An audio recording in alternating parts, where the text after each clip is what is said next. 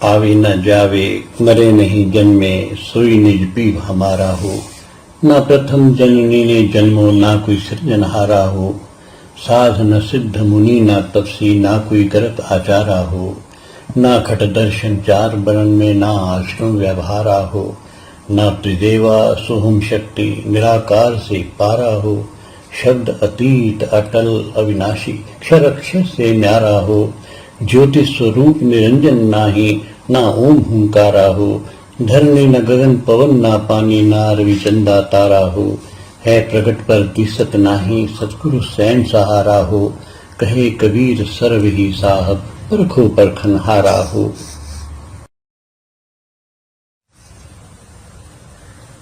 भरमाने वाली बातें कबीर के साहित्य में और कबीर के बारे में यहाँ वहाँ ठूस ठूस कर भरी गई हैं। कहा जाता है कि कबीर किसी विधवा ब्राह्मणी, किसी चरित्रहीन ब्राह्मण ब्राह्मणी या किसी और के संतान थे और कमल के फूल पर पैदा हुए थे।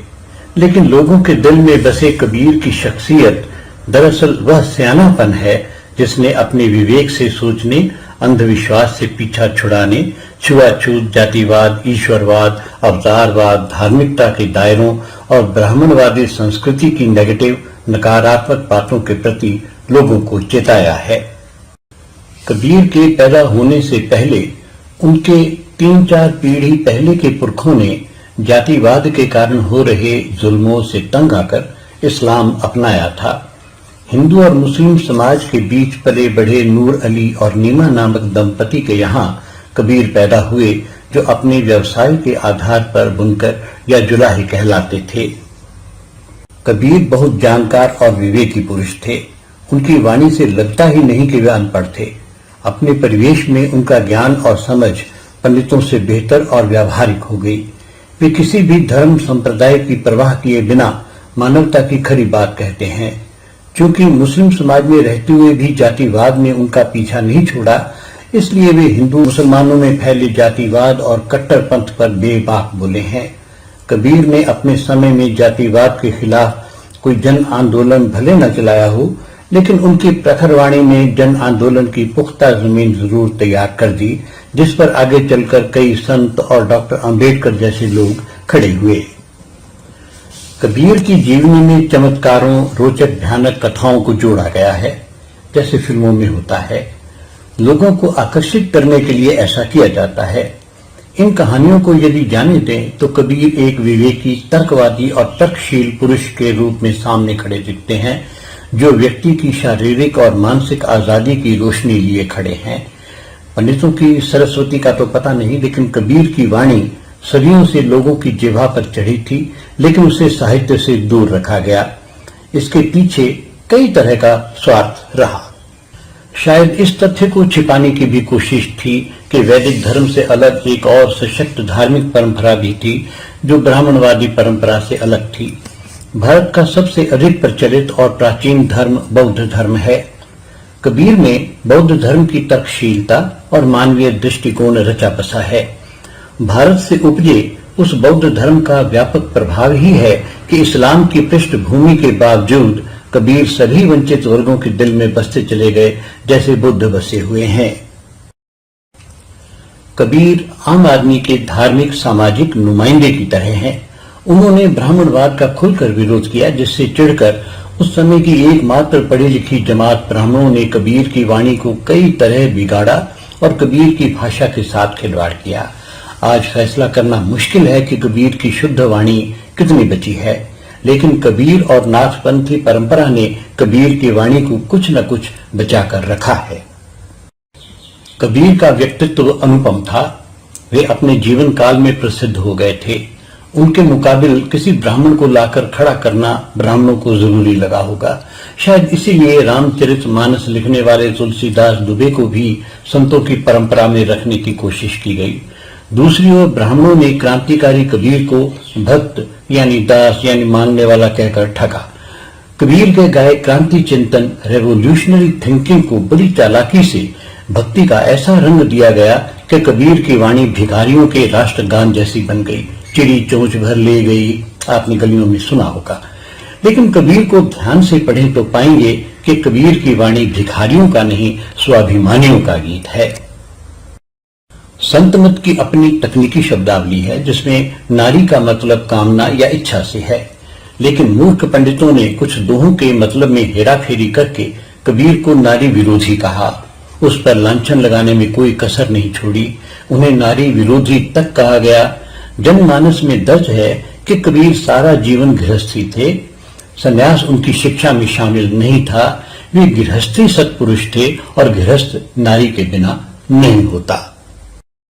शिक्षा से वंचित तबकों की हालत से साफ है कि उस समय कबीर को मानने वालों में लिखने की काबिलियत नहीं थी और लिखने वाली कलम बेईमान पंडितों के हाथ में थी।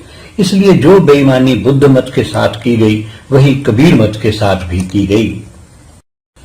कई लोग समझना चाहते हैं कि कबीर ने ऐसा क्या किया जिसके लिए उन्हें लोग याद करते हैं। इसे इस प्रकार समझने की कोशिश करते हैं। भारतीय संस्कारों में कर्म फिलॉसफी आधारित पुनर्जन्म का एक विचार है जो ब्राह्मणवाद की देन है।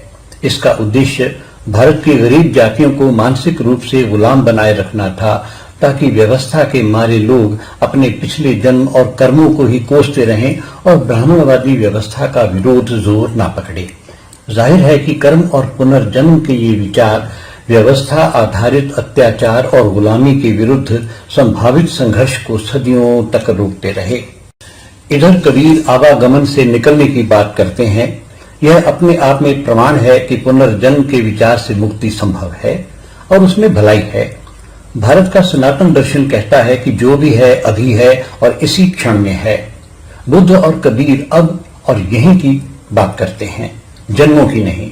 इस दृष्टि से कबीर ऐसे ज्ञानवान पुरुष हैं जिन्होंने कर्म आधारित पुनर्जन्म के विचार को काट डाला।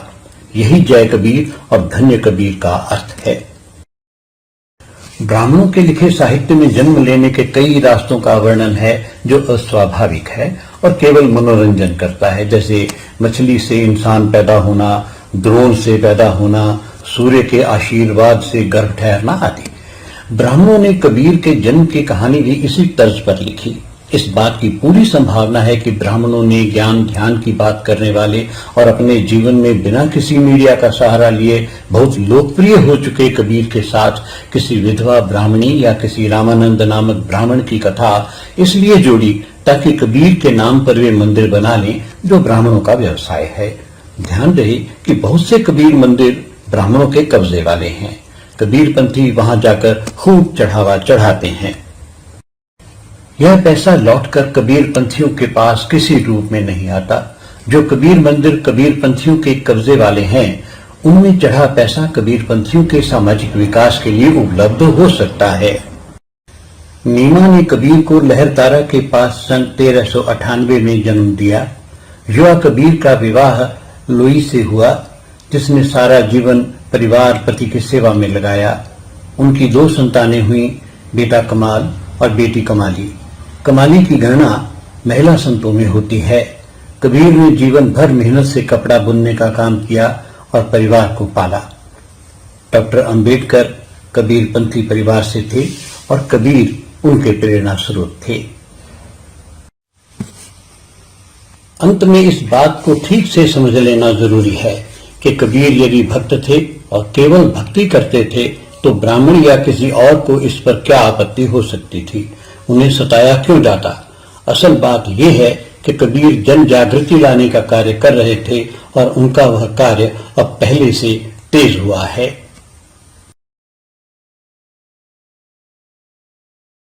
अनगढ़िया देवा कौन करे तेरी सेवा, अनगढ़िया देवा कौन करे तेरी सेवा।